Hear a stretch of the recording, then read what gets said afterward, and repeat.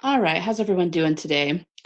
I was actually gone last week. I did not get a podcast up next last week because I was dealing with some just personal stuff and I didn't ever get around to it. But I'm back and I'm going to teach you how to write a premise line today. A quick personal update. I am still working on my course and I'm hoping to get the course material done in about 2 weeks, but it probably won't launch for a while after that. I'm working on Intercron and also Dragon Magic. And of course, the virus, COVID, seems to be on the downswing. I'm really excited about that. Our governor started opening up things here in Utah, not very many. It was one of those things, okay, we're going to open stuff up, yay! And then nothing happened for like a week. I'm sure other people have had the same experience. I'm really excited for the playgrounds to open up because we're finally seeing some really nice weather here. And I want to take my niece and nephew to the playground. I actually worry that it may not happen for a while because I think the cities are going to want to, totally scrub down and disinfect the uh, public playgrounds. So I'm afraid it's going to be a while before we can actually go. But I'm excited to do that, and I'm excited to see that it seems to be on the downswing. Hopefully, it keeps trending that way, right?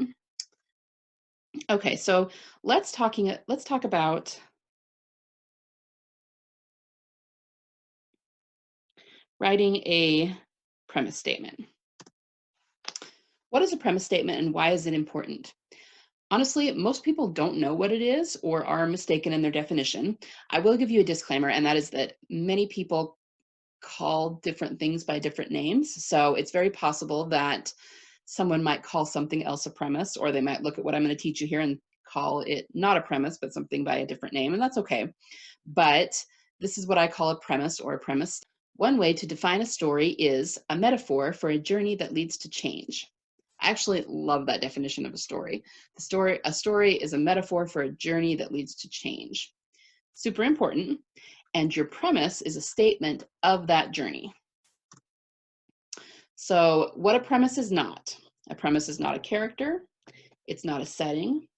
It's not a circumstance or situation. Those are all aspects of a premise, but all on their own, they are not a premise. It's not a problem with an obvious or direct solution, right? It's got to be more complicated than that. It's going to take a journey to solve this problem. Lots of aspects, lots of twists and turns. You can't just say, my problem is I want a boyfriend. Well, the solution is go find a boyfriend, right? Okay, that would not be a premise. And it is also not a synopsis or a blurb. So the synopsis or blurb is what you put on Amazon, a little paragraph or multiple paragraphs of text to sell your book. Sometimes people think they're the same thing because they both deal with what is happening in the plot of your book, but they are not the same thing. The biggest difference, there's different structural differences and different types of details you want to include, but the biggest difference that you can point to right away is that the premise line is actually going to have the ending of the book. It's going to give all kinds of spoilers for how the story is going to end, and obviously you don't want to put that in your blurb on Amazon. A premise, another one of my favorite definitions here, a premise is a clash of ideas, okay? So it's not just one thing. You can say, I want to write a vampire novel. That's not a premise, okay? It has to be many ideas coming together to create a unique character journey. That is a premise. Once again, I'm going to repeat it. It bears repeating. A story is a metaphor for a journey that leads to change, and your premise is a statement of that journey, of the journey that leads to change, okay? Why do we even need a premise? What's the point? It's kind of an extra step, planning step before we start our novel, right? Well, some of you may have heard of the snowflake method.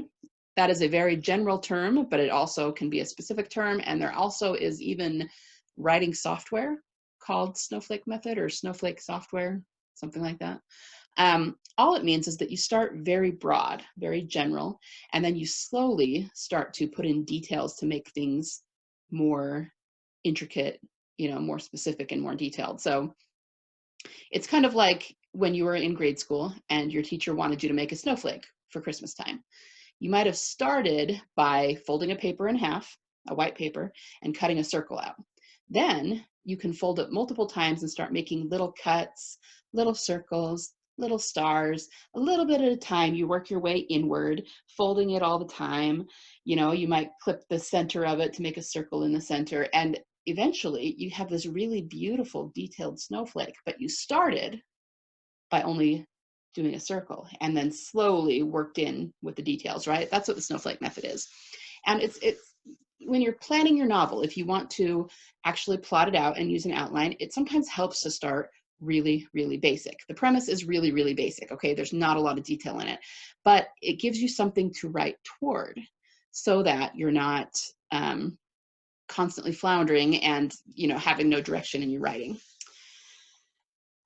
You need to be able to state your story concisely and recognize its various parts. Like I said, this is very broad. There are only 4 parts, so we're not talking about 15 story beats or anything. But again, it's just to keep you on the right path and so that you don't lose direction while you're writing. So this actually can make you a much more efficient writer if you start this way. All right, so you're going to learn to state your premise in a single line. It goes like this. When some event sparks a character to action, that character acts with deliberate purpose until their action is opposed by an external force, which leads to some conclusion. Now, I know that sounds very broad, and it is, and you will put in the details of your story in there. By the way, it might help for you to be able to see this. So you can watch this on YouTube. I am also going to make you a PDF that you can download that will have the different parts of this so that you can just kind of fill in your details. So the 4 parts of this then are when a certain event happens that sparks your character to action. The second part is the character acting with deliberateness. The third part is until that action is opposed by an external force. And the fourth part is that it leads to some conclusion. We're going to look at these 4 parts in a little bit more detail.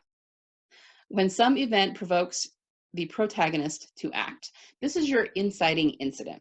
We're going to use Star Wars: A New Hope as an example.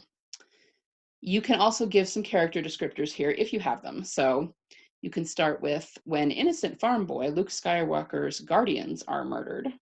Okay, that would be your inciting incident. That is the thing that first provokes Luke to action to leave with Obi-Wan, right? The character acts is the second step. The protagonist teams with 1 or more people to accomplish something specific. All right, Luke, in a very general way, wants to fight against the Empire. In a very general way, he wants to train with Obi-Wan and become a Jedi. And if you're going to get really specific, you could say that he wants to, you know, preserve the plans in R2-D2 and get them to the rebellion. Now, if you're writing your premise line, there's a very good chance you don't have quite that level of detail yet. So you can keep it broad at this point, and that's perfectly okay. So you could say something like, well, actually, let's talk about character relationships first. Here in the second part, you may want to talk about the core relationships because there are very few stories out there in which there is exactly one character, right? There's always secondary characters, there's love interests, there's the mentor, you know, so talk about maybe your character relationships in this particular part. So you could say something like, Luke joins with a princess, a smuggler, and a retired Jedi to bring down the Empire. Then we get into the third stage, until the protagonists are met by some external force that generates disorder and or chaos. Okay, this is where you're going to talk about your villain or your antagonistic force. You're also going to set up the final battle here. So, until the Empire fights back by targeting the rebel base with total annihilation. So you're talking about the Empire, which is the antagonistic force, and you're setting up the final battle because what the antagonist is doing here by targeting the rebel base with annihilation is going to set up that final battle, right? All right, and then the fourth part, leading to a conclusion of the story. This leads to Luke fighting in a huge battle and blowing up the Death Star. That is the conclusion. So your final premise line, when it is done, will read something like this. When innocent farm boy Luke Skywalker's guardians are murdered, Luke joins with a princess, a smuggler, and a retired Jedi to bring down the Empire, until the Empire fights back by targeting the rebel base with total annihilation, which leads to Luke fighting in a huge battle and blowing up the Death Star. This is your premise, guys. You can also sort of shave that down so that it sounds a little prettier. That sounds really, really clunky, and that's okay. I actually am a big proponent of making it sound clunky the first time you write it because you want to get all of your information in there. Just get it in, even if it doesn't sound pretty. But then after that, you can kind of hone it and shave it down so it sounds a little better. So I just took out a few words to make this flow a little better here. When innocent farm boy Luke Skywalker's guardians are murdered, Luke joins with a princess, a smuggler, and a retired Jedi to fight against the Empire until the Empire targets the rebel base with total annihilation. Luke fights in a huge battle and ultimately blows up the Death Star. So I only took out 4 or 5 words there just to make it flow a little better. Here's the thing. I know some of you out there are saying, well, wait a minute, that has the ending. Why is it okay to give spoilers? Well, because this is for you. You are not going to send this premise line to your publisher or your editor. You're not going to publish it on Amazon. Okay, nothing like that. This is just for you. It is okay for you to know the spoilers about how your book is going to end, because otherwise you're not going to be able to write the ending, right? So it's okay to give yourself spoilers.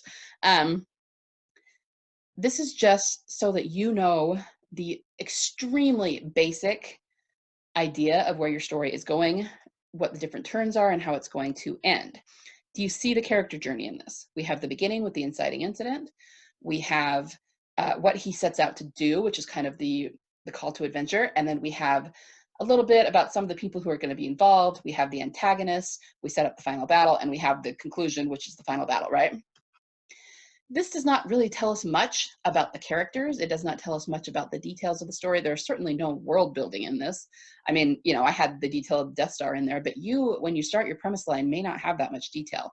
You might actually need to say something really generic right now, like leading to the conclusion in which the good guy overcomes the bad guy, because you really have no idea exactly what form that's going to take, right? But at least you have something that you're writing toward. And as you write with this premise line in mind, the details will begin to flow and you'll get where you need to go.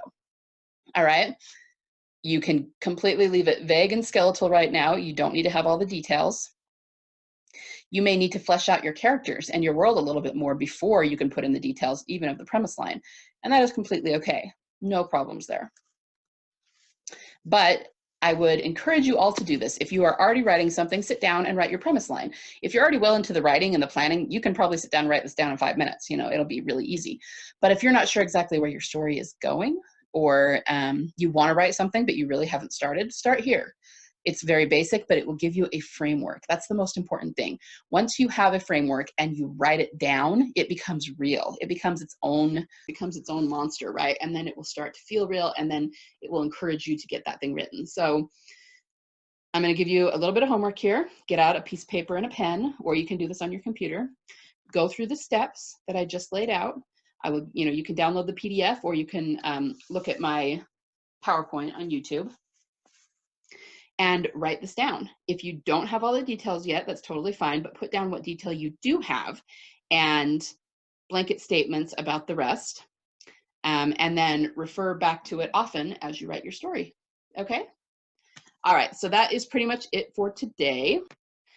Just go write your premise line, and I promise that it will help you wherever you are to kind of have a clear vision for your story. You can see the beginning, you can see the end, all of it out in front of you, and that will really help you to have a long-term perspective for your story, and that will help you to make better decisions for your characters and your story. Okay? All right, so kind of a short one today, but I hope that was helpful to you, and I would love to hear what the premise of your story is. Don't worry. You can send it to me. I'm not going to steal it. This is something you guys don't need to worry about. I could give you guys all the exact same premise, like 300 people, the exact same premise, even having the ending and even putting in like character names and a few traits, and everybody would write a completely different story. So don't worry about that. But if you want to share your premise, I would love to see it. Take a screenshot of it and put it in your Instagram stories and tag me at Story Savant. I actually started a new Instagram account. I was using my author account and I finally decided to split them up. So I have an Instagram account that is just Story Savant.